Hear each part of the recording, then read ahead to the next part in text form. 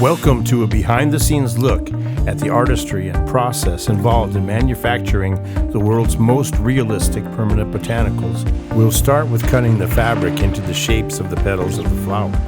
Each petal has its own shape and size, so die-cutting tools for each petal type are created to use in this process. The edges of the petals are all going to get the same color, so the dye is applied to the whole stack at once. The stack of dyed petals is then placed in the spin dryer and moisture is removed from the petals. The petals are placed into a special steamer for steaming the dye into the fabric. This machine is used to stamp the petal down, and the pressure creates the shape and texture onto the fabric using the mold form that's inside. Next up, curling the edges of the petals. Now that the petals are dyed, dried, shaped, and curled on their edges, we're ready to assemble the flower head.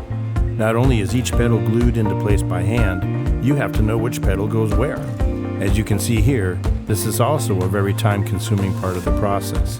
But as with the curling step, it has to be done by hand to get the realism that we're looking for in the finished flower.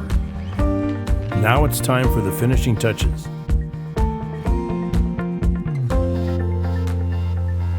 The final step is putting the flower head on its stem and adding the foliage. As you can see here, the leaves are added to the stem by hand. The calyx is inserted on top of the stem, and then the flower head is put into place. When we're done with this step, we've got a permanent rose that looks just like the fresh one.